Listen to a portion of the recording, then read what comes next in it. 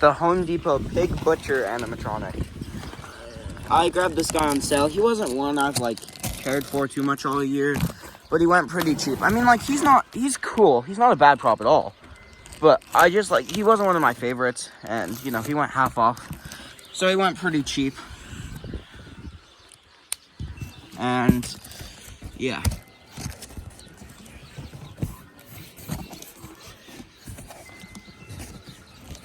Let me get this box open.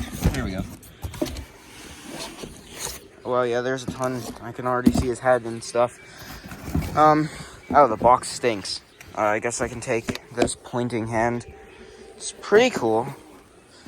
And, there's another one, if I can just get it. Okay. And that's what he holds. I can't even remember what he holds right now. But he holds something in that hand. He's a Soul Slasher reskin. Here's his head. And, oh boy, this is cool, actually. It's, like, really detailed. And he's got the little hat and the burlap. That's cool. Here's adapter, cotter pins, instructions, that sort of thing. Here's his boots. They're Soul Slashers, but darker. Here's the hip frame. And then, I don't know what else is there. There's leg foam. Here's his pants. They folded them really small in there.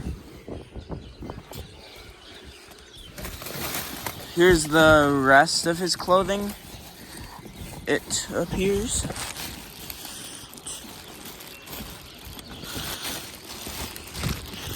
So that's cool. Here's his torso frame. I haven't seen this padding on any other pack animatronic this year, so that's cool. And, oh yeah, he holds the butcher knife. And then there's leg pulls. So there's those. My God, there's just water chilling at the bottom of the box. But here's the butcher knife. It's pretty cool. And here's the two base pieces. So yeah, I don't need instructions for this guy. If he builds like Soul Slasher, which it definitely looks like he does. So first, just attach the two pieces of the base together. All right, so as you can see, one snap lock there, another there, and that's just how you do that. And now take the boots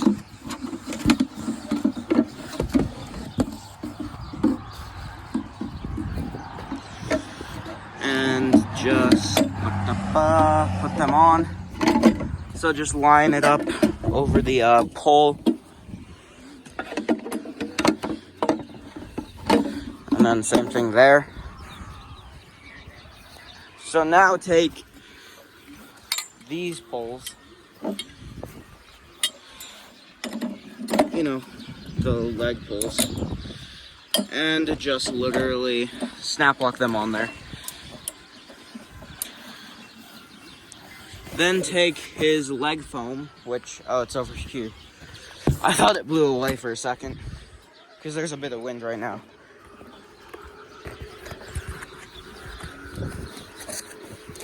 Let me, okay, there we go.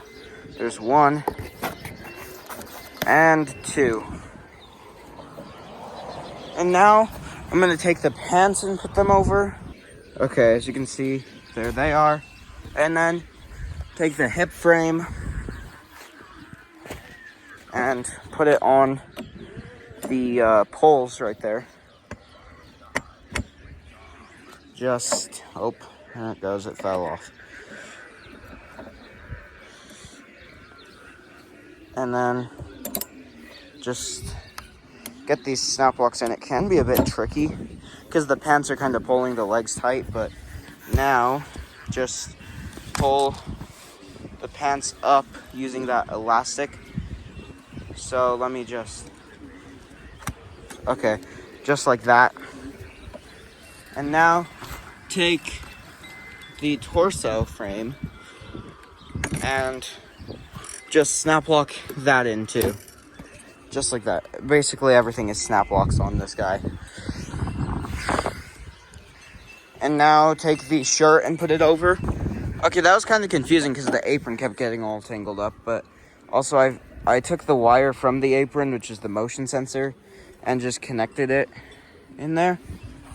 And so the apron stops like falling off. I'm gonna put his head on, because I think that'll kind of like keep it on.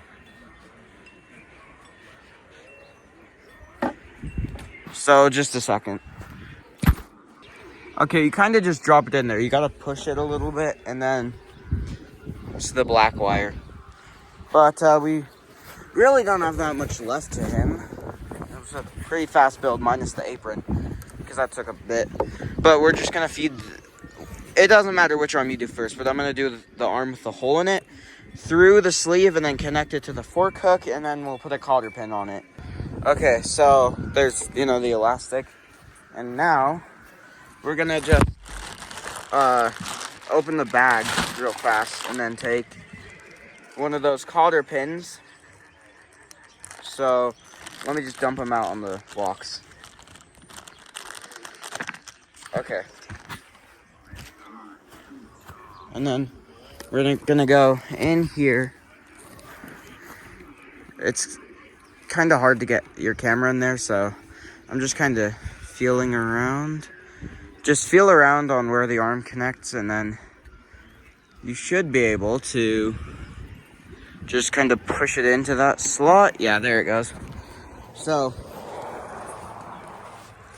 let me just see if I can show you this. That's the fork hook, and then that's the cotter pin, and it's just the same thing on the other side. So I'm gonna go ahead and get that. Actually, before I get that, take the butcher knife and just drop it into his hand. Well, it should go, but it's being kind of tricky, so just 1 second. Okay, just like that. And then, like I said, do the same thing with this arm. Okay, I got that cotter pin connected. You can't really see it, but the arm is on. That's the animated one. I'm gonna plug his adapter in and get his demo, so yeah. All right, here we go. I've moved him over here where there's a cord, and I'm gonna plug him in. Also, I saw a video saying if you turn it up all the way, it actually fries apart on the circuit board. All those years stuffing your face with ham, roast pork, and bacon. Now it's my turn to carve a slice off you. Think you can outrun me? Huh? The pigs couldn't, and neither will you. Time to see how you taste. Sorry, I was kind of adjusting the volume. Here, I'll get a better demo real fast. And I'll do all the phrases. His audio isn't the best, though, I must say. Here, let me just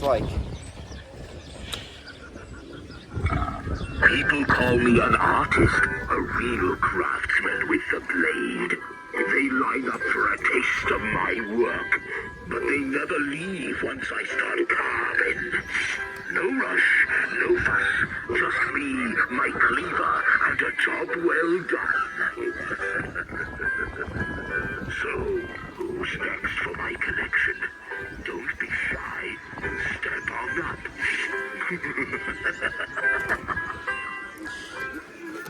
wow, he's actually cool.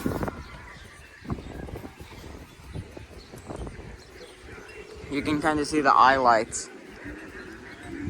By the way, just so you know, he's at barely any. I've barely turned him up.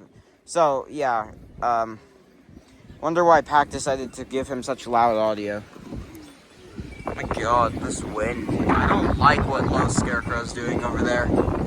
That's frightening me. Because I don't want him to fall. That's the third time in